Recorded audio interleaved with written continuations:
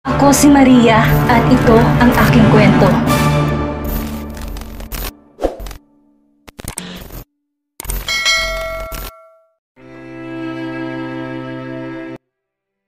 Malalim na ang gabi na magtungo si Daniel sa Rodriguez Hospital dahil sa muling pagdurugo ng sugat sa ulo. Ang suot na damit ay may bahid na dugo at nang masuri ng doktor ay hindi ito makapaniwala. Mr. Romualdez, bakit hindi kayo kaagad nagpunta dito para magpagamot? Nakuha niyo pang mag-workout at binaliwala ang sugat niyo. Saad ng doktor habang tinatahi ang sugat. Hindi naman nagsalita si Daniel at pinasadahan lang ng tingin ang asawa na sinamahan pa siya na parang hindi itong may salarin kung bakit siya ngayon nandito sa ospital. Hindi naman pansin si Kara ang kakaiba nitong tingin dahil abala sa cellphone. Sa hinuha ni Daniel ay baka nakikipagmabutihan sa lalaking nakilala sa club. Maya-maya pa may nagangat ng tingin. Si Kara at nagtaas ng kilay. Bakit? Tingin mo nakikipaglandian ako sa iba, gaya mo? Ikaw lang naman ang nilalandi ko. Ani Daniel na inirapan lang ni Kara. Nang matapos ang doktor sa pagtatahi ng sugat, ay pinayuhan si Daniel na manatili pa ng isang gabi sa ospital para obserbahan ang sugat. Pagkaalis ng doktor ay tumayo si Kara kaya napatanong siya. Hindi ka magstay? Tumango si Kara. Gusto ko nang matulog. Kung gusto mo nang may magbabantay sa'yo, si Brenda na lang, total at nandito rin naman siya sa ospital. Hindi ko na kayo istorbohin pa.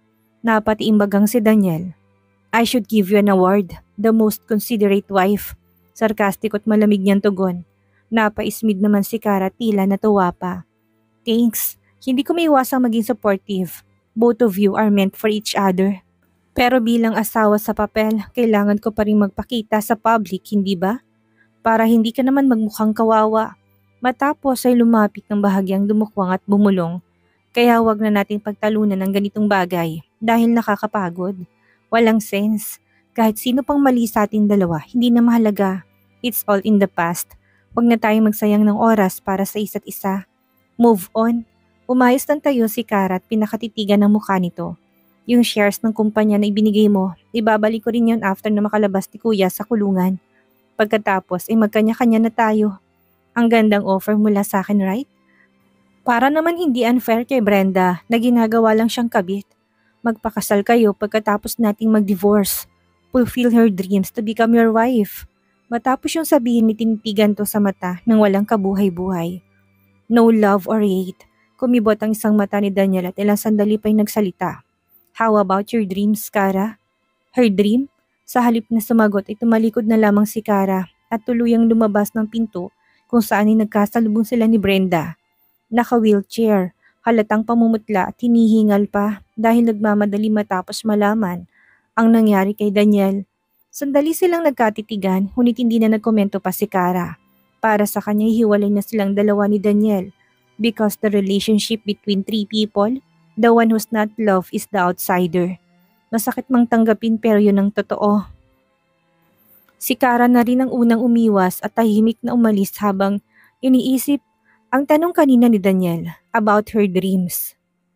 Dati, ang pangarap lang niya ay maging asawa nito at mamuhay sila ng masaya kapiling ang kanilang magiging anak. Ngunit winasak ng realidad ang pangarap niyang yon. Ngayon ay ang sarili na lamang niya ang iisipin. Sinundan pa ng tingin ni Brenda ang papalayong si Kara bago nagpatuloy papasok sa kwarto. Alalang-alala siya. Felt that she and Daniel were each other's redemption. Samantalang nasa sofa ng mga sandaling yun si Daniel. Nakapikit at nakadantay ang ulo sa sandalan. Iniisip ang mga sinabi ni Kara. Narinig niyang bumukas ang pinto at inakalang bumalik ang asawa, kaya siya nagsalita. It's me, right? I'm the one of your dreams. Natigilan si Brenda ng maguluhan sa pinagsasabi nito. Saka napagtanto na inakala ni Daniel na siya si Kara. Maintindihan pa sana niya kung nagkamali ito pero ang masakit sa lahat ay kung paano nito kausapin si Kara. Puno ng lambing, emosyon at pagmamahal. Hanggang sa napadilat si Daniel at panglingon ay si Brenda palang naroon. Anong ginagawa mo dito? Bumalik ka na sa kwarto mo at magpahinga. Talaga bang mahal mo siya? Anito. Si Karang agad pumasok sa isip ni Daniel. Ayos lang naman, masaya ako para sa inyong dalawa. Mas mainam ngayon kung hindi nararamdaman ni Kara para sa'yo. Ani Brenda na nagpipigil ng luha. Binaliwala lang ito ni Daniel, saka nagtawag ng staff para maibalik sa sariling kwarto si Brenda. Nang kunin ito ay tuluyang natahimik ang buong silid. Tuluyang pumayapang pakiramdam ni Daniel, saka sumagi sa isip ang sinabi noon ni Eunice na mas mainam na dalhin sa ibang bansa si Brenda para sa treatment nito. Ngayon niya mas pinag-iisipan ang sosya na yon. Hanggang sa ilang minutong lumipas nang dumating ang secretary. May importanteng envelope na hinatid sa utos na ni Daniel na kumuha pa ng private investigator para imbestigahan ang nangyaring insidente noon sa M Hotel. Ibinigay ni Eunice ang naturang envelope at ang laptop habang nakatitig sa ulo nito. Si Ma'am Cara po bang may gawa niyan? Hindi niya napigilang magtanong. Sino pa ba ang may lakas ng loob na gawin ito aside sa kanya? May sarkastikong tugon ni Daniel. Sige na, umuwi ka na. Tahimik namang umalis si Eunice na halatang nainis. Pagkaalis ng secretary, ay binuksan ni Daniel ang envelope na nakasealed pa. Patunay na walang nagtangkang alamin kung anong laman. Kahit obvious naman dahil nakakapanyang flash drive sa loob. Matapos maset ang laptop at mailagay ang flash drive, ay pinanood ni Daniel ang video sa koridor ng hotel. Makikitang naglalakad si Cara at huminto sa tapat ng pinto saka pumasok. Kahit medyo may kalabuan ng video ay makikita naman ang number sa tapat ng pinto. Room 1202, kung gano'n ay nagsasabi nga ng totoo si Cara. Ngunit sa paanong paraan ito napunta sa suite niya na room 1203, halatang may hindi tama sa nangyayari. Sigurado si Daniel na may nagmanipula ng lahat. Matapos mapanood ang video ay sinara na niya ang file at sunod na binuksan ng isa pang folder file. Pictures naman ang nandun na makikitang may kausap ang isang naka-uniform na lalaki. Sa hinuha ni Daniel ay manager to ng hotel. Nakatalikod man ang kausap nito ay nasisigurong nakikilala niyang babae sa picture. Walang iba kundi ang kanyang ina na si Lourdes. Sa loob ng maraming taon ay kinamuhian niya si Cara na wala naman talagang ginawang masama at nagsasabi lang ng totoo. He tormented her. Used as a cheap woman and neglect her unconditional love.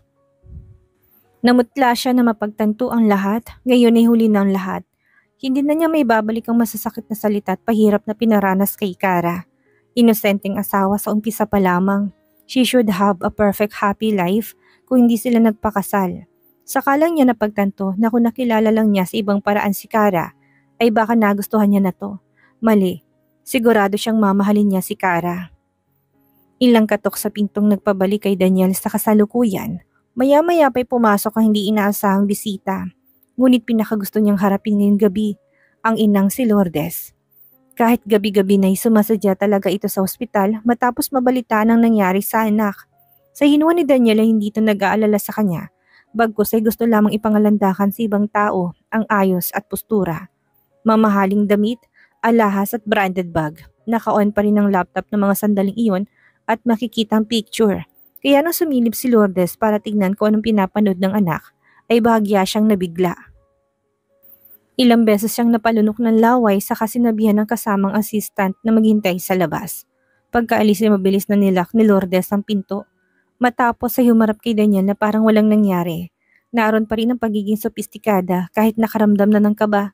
Muling lumapit si Lourdes at naupo sa katabing sofa sa kakinausap ang anak. Nabalitaan kong nangyari. Paano nagawa sa'yo ni Cara? Hindi ko akalaing nabaliw na ng tuluyan ng asawa mo.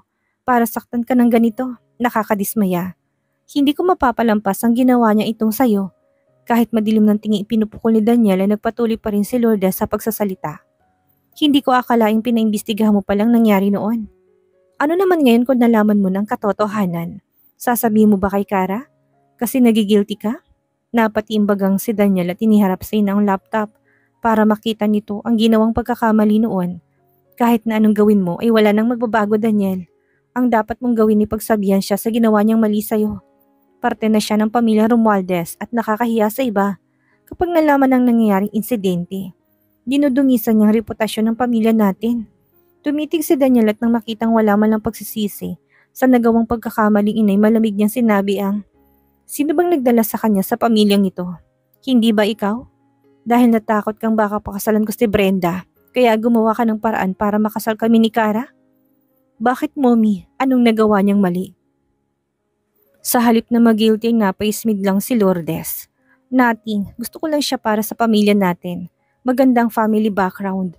Her mother was an artist, may kapatid na matalino at hardworking. Saka si Alfredo na mahusay sa business. Sayang nga lang at tinamaan ng malas ang buo nilang pamilya. Casual na sagot ni Lourdes. Kumuyom ang kamay ni Daniel, nanginig siya sa galit. You forgot that she was only 21 years old that time. Nagibang ekspresyon ni Lourdes at malambing na ngumiti sa anak. But Daniel, alam nating pareho kung ilang taon na lang siya ng mga panahong yon. Bakit hindi ka nagpigil at kinontrol ang sarili? Kasi gusto mo rin. Dahil naibibigay niya yung satisfaction na hinahanap mo, right? You set her up? Biglang taas ng boses ni Daniel. Anak, mag-isip ka nga ng mabuti. Ng mga panahon na bagong kasal pa lang kayo, hindi ba'y gabi-gabi kang umuwi para sa kanya? Ilang beses mo sinabi sa akin na wala kang nararamdaman para kay Kara. Pero gustong-gusto mo naman na may nangyayari sa inyong dalawa. Nang mga sandaling iyon ay mabigat ng paghinga ni Daniel dahil sa emosyon. Aren't you afraid na bumalik sa yung lahat ng ginawa mong mali? Nakakaramahin ka, mommy? Nagbaba ng tingin si Lourdes at mapait na napangiti. Meeting your dad was my biggest karma. Nandun pa rin ang ngiti sa labi ngunit ang mga matay halatang lungkot. Sandaling katahimikan na namayani sa mag-ina hanggang sa napagpasihan ni Lourdes na tuluyan ang umalis. Paglabas nito sa kwarto ay bumuhos ang malakas na ulan. Nagsilbing musikang patak ng ulan sa tahimik na kwarto. Ilang sandali pa'y kinuha ni Daniel ang phone at pinagmasdan ng kuha kay Kara sa screen. Habang natutulog sa kama at umuulit sa isip ang sinabi ng ina na gabi-gabi siyang umuwi para sa asawa. Nang gustong-gusto niyang may nangyayari sa kanilang dalawa dahil nagagampanan ni Kara ang satisfaction niya pagdating sa kama. Sa kanya lang napagtanto na tama ito, na kahit kinamumuhian niya noon si Kara, ay naakit naman siya sa katawan nito. Na kahit maling ginawa ng inay, siya naman itong nagpahirap sa asawa at hindi ito. Siya ang may kasalanan kung bakit nagdurusa si Kara. Maulan pa rin ang mga oras na yon na dumating ang sasakyang minamaneho ni Daniel. Pumarada siya sa tapat ng bahay. Ngunit hindi gaya na nakagawian ay walang sumalubong sa kanyang katulong. Hindi na rin siya nagtaka at alas 4 na yun ng madaling araw. Tapos biglaan pang kanyang pag-uwi dahil sa gusto niyang makita si Kara. Habang nasa kotse tiningala niyang kwarto sa itaas. Madilim at patay ang ilaw, saka siya lumabas at patakbong pumasok sa loob ng bahay. Dumiretso si Daniel sa kwarto. Sandaling nagpatuyo ng katawan at nagpalit sa humiga sa kama. Tinabihan ng asawa. Marahang niyakap habang bumubulong ng mga salitang minsan hindi niya naisip na sasabihin. Humingi siya ng sorry sa lahat ng pagkakamaling ginawa kahit pa hindi na ito malalaman. Na kung mabibigyan siya ng pagkakataon na may baguhin sa nakaraan, yun ay mamahalin niya ito gaya ng pagmamahal nito sa kanya. Ngunit alam niyang hindi na mababago pa ang nakaraan at tanging magagawa na lamang niya ay pagbayaran lahat ng masasamang ginawa kay Kara. Nanginginig siya sa takot habang iniisip na darating ang araw na mawawala ito sa buhay niya dahil sa kasamaang nagawa at hindi niya yun matatanggap, hindi niya hayaang mawala sa kanya si Kara. Ang hindi alam ni Daniel ay kanina pa nagising ang asawa simula nang pumasok sa kwarto. Nakikiramdam lang ngunit nang magsimulang manginig si Daniel ay sakalang tuluyang humarap si Kara. Nagtagpo ang tingin nilang dalawa at kahit madilim ay kitang-kita ni Karang takot sa mga mata nito. Muling nagsalita si Daniel. Humihingi ng sorry sa nagawa noon, sa katuluyang inamin na alam na nitong totoo sa nangyaring insidente sa M Hotel. Kara, magsimula tayo ulit. And let me make it up to you. Pagsusumamo ni Daniel sa katuniyakap ng mahigpit. Napapikit naman si Kara dahil nagiging emotional siya. Hindi dahil sa sinabi nito, kung hindi dahil tuluyan na nalantad ang katotohanan na ilang taon niya ring pinaglaban. Ngunit Daniel, ayoko na talaga. Sobrang laki na ng lamat sa relasyon nating dalawa para muli mong hilingin na mag-umpisa tayo. Nagsasabi ka man ng totoo o gusto lang kunin muli ang loob ko. Pero ito lang talagang may isasagot ko sa'yo. Tama na. Tumigil ka na. It's too late for that dahil hindi na kita mahal. 3 oras lang ang naging tulog ni Daniel. Pagising ay kagad niyang niyakap si Kara at sinubsob ang mukha sa balikat nito. Ramdam ang init na nagmumula sa katawan ng asawa. Maya-maya pinagpa siya nang bumangon sa kama si Daniel at kailangan niyang magpunta sa kumpanya para sa isang mahalagang meeting. Mabilis siyang naligo at nagbihis. Maging ang sugat ay tinignan niya na rin sa salamin para siguraduhin na gumaling na. Matapos ay bumalik siya sa kama habang inaayos ang necktie na magtagpo ang tingin nilang dalawa ni Kara. Kagigising lang nito at nakasandal sa headboard ng kama. Nang mga sandaling iyon ay nagbalik sa alaala ni Karang naganap kagabi. Daniel, yung pinag-usapan. Help me tie this. Puto ni Daniel sa sasabihin nito. Hindi na nais buhayin pang mga napag-usapan kagabi. Ang gusto na lamang mangyari ay ang maisalba pang pagsasama nilang dalawa. Napabuntong hininga naman si Kara sa kalumapit para tulungan si Daniel sa necktie nito. Magkalapit ang mga mukha nilang dalawa at nararamdaman ni Karang hininga nitong tumatama sa mukha niya. Magkaganon man ay hindi siya naapektuhan kahit na nakatitig sa kanya ng husto si Daniel. Pagkatapos may ayos ang kurbata ay muling nagsalita si Kara para pag-usapan ang nangyari kagabi. Ngunit gaya ng ginawa nito kanina ay muling pinutol ni Daniel ang sasabihin niya sa pamamagitan nang biglang kabig sa kanyang bewang saka mabilis na hinalikan sa labi. Yung halik na nanonood talaga sa kalamnan. Para kay Daniel, kung ayaw pa talaga ni Kara, ay hindi niya ito pipilitin at maghihintay na lamang. Matapos ang pinagsaluhang halik ay hinaplos niyang pisngi nito. Habang marahang inilalapit ang katawan ni Kara sa kanya, isinubsob ni Daniel ang mukha sa balikat nito habang mabigat ang paghingat sa namamaos na boses ay nagsalita. Kara, gusto mo ba? Kasi ako oo. Hindi na kailangan pang ipaliwanag kung anong ibig sabihin ni Daniel. Sigurado siyang alam na kagad yun ni Kara. May trabaho ka, baka malate ka pa. Matama namang tumingin si Daniel at sa totoo lang hindi naman talaga niya gusto ng mga sandaling yon. Na magsiping sila, nais lang alamin ni Daniel kung wala na ba talagang nararamdaman si Kara para sa kanya. At sa huli ay nadismaya lang siya. Masyadong kalmado si Kara, walang kakaba-kabat hindi rin namumulang pisngi. Halatang baliwala lang ang pinagsaluhan nilang halik. Nagpasya na lamang siya na umalis na patungo sa kumpanya. Ilang sandali pa, matapos makaalis ni Daniel, ay bumalik sa kama si Kara, nahiga at pinakatitigan ng matagal ang kisame. Pinipigilan ang luha sa mata na pumatak ngunit bigo siya. Anong sunod niyang gagawin? Nang dahil sa nangyari sa M Hotel ay nawala sa kanyang pagkakataong enjoyin ang buhay. Buong akala ligayang hatid ng pagpapakasal kay Daniel pero hindi pala, nagdusa siya ng 4 na taon sa piling nito. Kaya ano pang silbi na muli silang magsimula kung maalala lang siya ng lahat ng hindi magandang dinanas. Pasado 3:00 ng hapon, ay lumabas si Kara na mag-isa. Minaneho niya ang sariling kotse na minsanan lang niyang gamitin. Makikipagkita siya kay Lorin sa isang coffee shop na medyo may kalayuan sa tinutuluyan nitong kondo dahil nag-alala siya para sa kaibigan. Naunang dumating si Lorin sa lugar at pinanood si Kara na i-park ng maingat ang sasakyan. Ilang sandali pa'y pumasok na ito sa shop at kagad siyang sinamahan sa table. Bakit ikaw ang nagde-drive? Ani Lorin.